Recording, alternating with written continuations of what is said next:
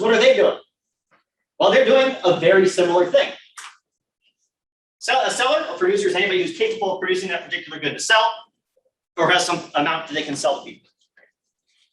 An important distinction, by the way, both for the sellers and the buyers. These are people who would be interested in joining the market. Doesn't necessarily mean that they're actually doing it, right? It's just, hey, if the price was right, I would do this. So for example, I am not a yacht owner. I don't own a boat. But if a boat was $1, I'd buy one, right? So even though I am not a person who's bought a boat, I would still be on the demand side of the boat market, because if the price went low enough, I would buy a boat, right? For $1, sure, I'll buy a boat. On the seller side, I don't drive for Uber.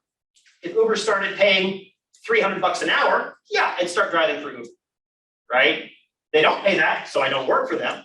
But if they did, I would. So I would be counted as being on the seller or producer side of the Uber market, even though I don't actually drive for them, because I would if the price went up. Right? I'm still doing this calculation in my head somewhere and deciding it's not worth it. But if the numbers were different, maybe it would fall in a different direction. So sellers or producers, anybody who is capable of producing a particular good to sell, they would join the market if the price was right. So that's why they're on the seller side. So the consumers, they got a marginal benefit. They're filling out this table and deciding how much to buy, if any, by doing this calculation. The sellers are doing the exact same thing, just on the other side of the market. Let's go over here. No, let's do it down here, so I don't have to move the camera. So the sellers have a marginal cost of production. So just like the consumers are saying, hey, how much better off do I get by buying another unit? The sellers are saying, hey, additional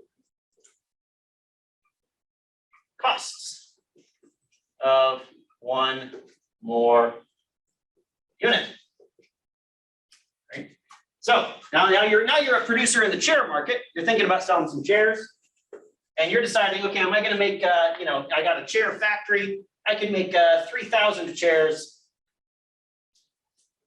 or 3,001, right? This whole idea, it extends. Maybe not 3 versus 4, 4 versus 5, 5 versus 6, and so on. Here, this person's all the way up at 3,000 versus 3,001.